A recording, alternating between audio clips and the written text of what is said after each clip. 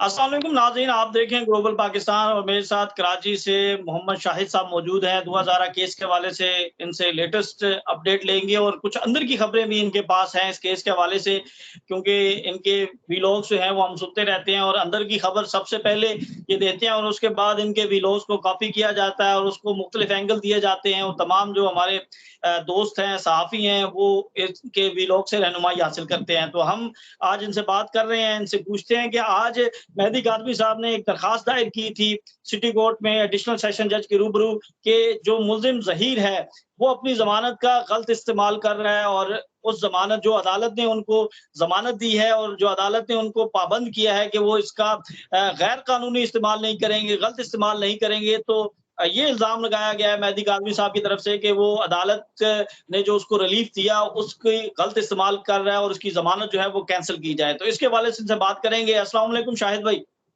वालेकुम सलाम शाकिर भाई, कैसे हैं? ठीक-ठाक हैं? अल्हम्दुलिल्लाह, अल्हम्दुलिल्लाह। शाहिद भाई बताइएगा कि आज का अदालती अहवाल क्या था? अदालत के अंदर क्या हुआ? और ये कहा जा रहा था कि आज ही फैसला कर दिया जाएगा, लेकिन आज ये फैसला क्यों नहीं हो सका? शाकिर भाई बहुत शुक्रिया। देखिए मामला ये है कि आपका सबसे पहले तो मैं शुक्रिया अदा करता हूँ कॉम्प्लीमेंट का, कि आपने वो चीज़ बताई क्योंकि हम रिपोर्टिंग करते हैं, एंगलिंग हमको नहीं होती, बड़ी मुश्किल होता है हमारे लिए। तो उन सब दोस्तों का शुक्रिया जो मुझे कोट करके फिर आगे वीडियोज़ भी बनाते हैं, आगे कोट करते हैं, वो उनका ये हौसला अफ़ज़ाई उनकी तरफ से जो की जाती है उसका भी मैं शुक्रिया अदा करता हूँ। शाकिर भाई देखिए ये मामला जो है ना आपको पता है कि लोग ज़्यादा से ज़्यादा इसलिए रिपोर्ट करते हैं कि लोग इस केस को ज़्यादा से ज़्यादा देखना चाहते हैं, सुनना चाहते हैं, उन लोगों के जज़्बात इस केस से वाबस्ता हैं। तो इसलिए अगर शाहिद हुसैन या कोई भी अगर रिपोर्ट कर रहा है, तो मैं कहता हूँ कि अगर ये तो 10, 20, 100, 50 आदमी रिपोर्ट कर रहे हैं, इसमें अगर हज़ारों लोग भी रिपोर्ट करना शुरू कर देंगे, तो लोग देखेंगे, पूरी दुनिया से देखेंगे और लोगों की तवक्कुआत ये हैं इस केस को लेके कि इंसाफ पर मबनी फैसला हो। अब आपको पता है कि मुल्ज़िम को 14 दिन के अंदर-अंदर यानी कि एक संगीन नोयत की दफ़ात के तहत मुल्ज़िम की ज़मानत मनसूख हुई। इससे पहले झूठ, मकारी, अय्यारी हर चीज़ साबित हुई और उसके बाद फिर 14 दिन के अंदर-अंदर मुल्ज़िम को ज़मानत पर रिहा कर दिया गया और अदालत ने ये कंडीशन रखी थी कि ये ज़मानत इसको दी जा रही है तो इसका गलत इस्तेमाल नहीं करेगा, यानी कि इसका कोई नाजायज़ इस्तेमाल नहीं करेगा। अच्छा बच्चा बन के जो है वो अदालत में भी पेश होगा और कोई रिकॉर्ड टैम्पर भी नहीं करेगा। लेकिन मुल्ज़िम को जिस तरह ज़मानत दी तो 10 अक्टूबर की सुबह 5 बजकर 26 मिनट पर 1 मिनट और 40 सेकंड का वॉइस नोट भेजता है मेहदी साहब को और वो इंतहाई आमेज़ पैगाम होता है जिसमें कहा जाता है कि जी आपकी एक बेटी है, जिसके साथ ये कुछ हो गया है और मज़ीद भी 2 बेटियाँ हैं, आप उनके बारे में सोचें और इस तरह जो है मज़ीद उसने गुफ्तगू शुरू की और मेहदी काज़मी साहब सुन रहे थे और इस दौरान वो उसने मैसेज डिलीट कर दिया। और जो मुल्ज़िम का व्हाट्सएप का डिस्प्ले पिक्चर था, यानी कि जो डीपी थी, उसमें सबसे छोटी बेटी की तस्वीर लगाई हुई थी। अच्छा, अब ये सारी चीज़ें जिसके खिलाफ मुकदमा चल रहा हो और जिसके खिलाफ जो है समझ लें कि अब तो अच्छाई की तो तवक्को नहीं है ना, इतना संगीन जब काम हो गया कि किसी की बेटी को वरगला के आप भगा के ले गए, तो वो अच्छे की तवक्को तो नहीं है। तो मेहदी काज़मी साहब परेशान हुए और उन्होंने अपने वकील के ज़रिए अदालत से रुजू किया कि मुल्ज़िम की ज़मानत मनसूख की जाए क्योंकि ये ज़मानत का नाजायज़ ना सिर्फ़ इस्तेमाल कर रहा है, बल्कि अब तो इतना खतरनाक हो गया है कि मज़ीद बेटियों के बारे में भी धमकियाँ दे रहा है। तो लिहाज़ा इसको जेल भेजा जाए। दलाइल हुए इब्तदाई समाअत में, अदालत ने नोटिसेज़ जारी किए, फिर अगली समाअत पे बारी आई और जो मुद्दई के वकील थे उन्होंने तफ़सीली दलाइल बताए और ना सिर्फ़ दलाइल दिए बल्कि मुल्ज़िम के इससे पहले और ज़मानत मिलने के बाद जितने भी पैगामात थे वो अदालत को पूरे रिकॉर्ड की सूरत में अदालत के सामने रखा और उसके बाद फिर अदालत ने कहा कि अब जो मुल्ज़िम हैं उनके वकीलों के दलाइल सुनेंगे और उसपे फैसला कर देंगे। जिस दिन ये दलाइल होने थे उस दिन स्ट्राइक हो गई। आपको पता है कि सुप्रीम कोर्ट में जब जुडिशल कमीशन का इजलास था तो उसमें सिंध के वकीलों को काफ़ी एतराज़ है जजेस की तकर्री के ऊपर, एलिवेशन के ऊपर। तो उसी दौरान हड़ताल हो गई, उस दिन समाअत नहीं हो सकी। उसी दिन एक मुल्ज़िम की तरफ से अदालत में एक दरख़्वास्त जमा कराई जाती है जिसमें वो कहता है कि जो मेहदी काज़मी साहब ने दरख़्वास्त दी है, वो बदनीति पर मबनी है। मुद्दई जो है मुल्ज़िम को जेल की सलाखों के पीछे देखना चाहते हैं। उसने किसी किस्म की कोई वायलेशन नहीं की लेकिन उसके बावजूद उसको जो है उसके खिलाफ मनगढ़ंत किस्म की जो दरख़्वास्त दी गई है इसको मुस्तरद किया जाए और इसका जो मुद्दई हैं यानी कि मेहदी काज़मी साहब इनके मोबाइल का फोरेंसिक भी कराया जाए। और आज के लिए केस रखा गया था। आज तो उसमें पहले तो ये है कि मान नहीं रहे थे कि मुल्ज़िम ने या इस तरह व्हाट्सएप किया ही नहीं है। जब डेमो दिया गया अदालत के अंदर सारी तफ़सीलात रखी गई, तो एक हद तक माना गया कि मैसेज अगर भेजा भी गया है मिसाल के तौर पर, वैसे तो वो कहते हैं कि नहीं भेजा गया।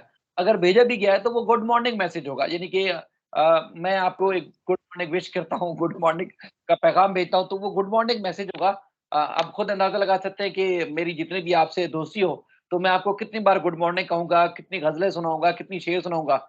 ये तो और करूँगा तो कितनी देर तक करूँगा। लेकिन वो 1 मिनट 40 सेकंड तक गुड मॉर्निंग ही बोलता रहा। या मतलब उसके लिरिक्स चेंज करता रहा या पता नहीं उसकी जो कव्वाली का जो धुन और टून थी वो करता रहा। लेकिन जो भी उसका मकसद था, अगर धमकी आमेज़ मैसेज था नहीं था और गुड मॉर्निंग का पैगाम था, तो फिर डिलीट क्यों किया गया?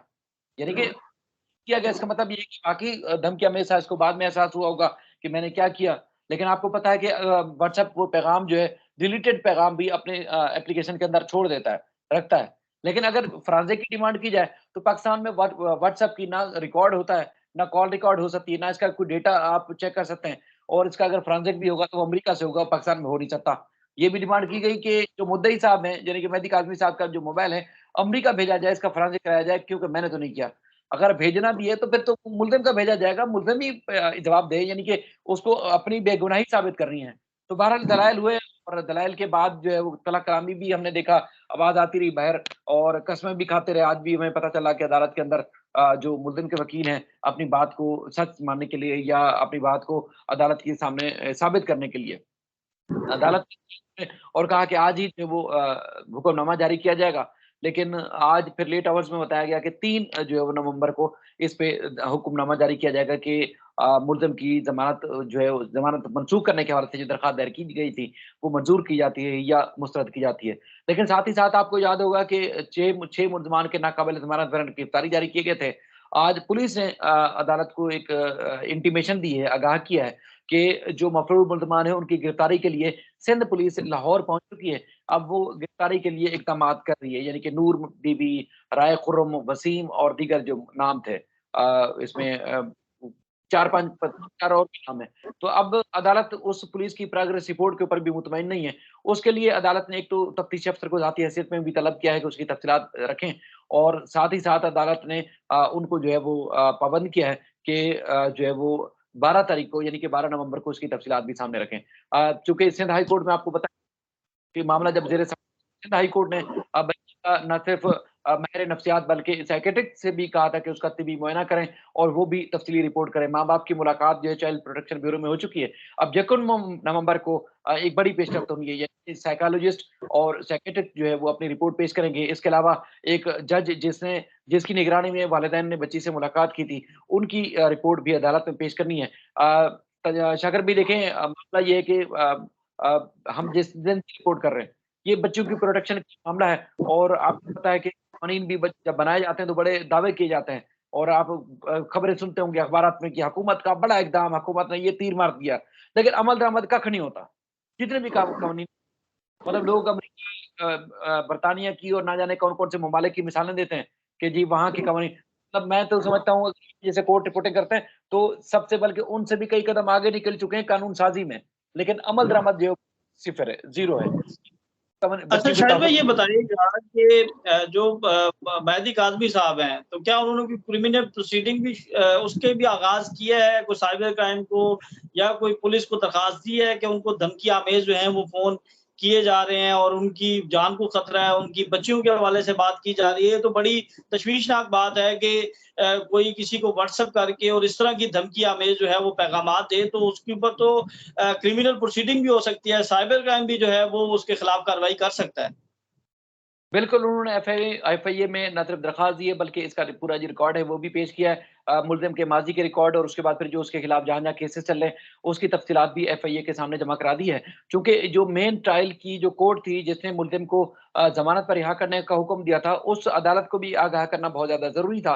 तो इसलिए उन्होंने बेहतर समझा कि वो जो एफआईए के मामले के को जाके उन्होंने फ़ॉलो करना है, वो तो बिल्कुल ज़रूर कर रहे हैं। लेकिन जो ट्रायल कोर्ट है, ट्रायल कोर्ट को ना सिर्फ़ आगाह किया जाए बल्कि मुल्ज़िम की दरख़्वास्त से मुल्ज़िम की ज़मानत मनसूख करके इसको दोबारा जेल भेजने के हवाले से भी इस्तदा की गई है। उम्मीद है कि इस पे भी जो है वो 3 नवंबर को फैसला आ जाएगा। तो इम्कान तो ये है कि जो सबूत और जो शवाहिद हैं वो मुल्ज़िम को दोबारा जेल भिजवा सकते हैं। जी बिल्कुल, नाज़रीन हमारे साथ शाहिद साहब मौजूद थे और दुआ ज़ारा केस के हवाले से ताज़ा तरीन जो अपडेट्स थी वो हमने इनके साथ बात की और उन्होंने हमारे साथ तफ़सीलात शेयर की और जो बुनियादी तौर पर अगर बात की जाए पैगामात की, धमकी आमेज़ पैगामात की, तो उनकी हौसला शिकनी होनी चाहिए और ऐसे जो इक़दामात हैं उनके खिलाफ सख्त से सख्त कार्रवाई होनी चाहिए। हम भी ये मुतालबा करते हैं और उम्मीद करते हैं कि अदालत आइन और कानून को मद्देनज़र रखते हुए, जो एविडेंस है उनको मद्देनज़र रखते हुए जो है वो फैसला करेगी। अगले प्रोग्राम तक के लिए हमें इजाज़त दें, अगले प्रोग्राम तक के लिए हमें इजाज़त दें और ताज़ा-तरीन जो अपडेट्स आएँगी 2011 केस के हवाले से हम आपको वो भी बताते रहेंगे। तब तक के लिए हमें इजाज़त दें। अल्लाह हाफ़िज़।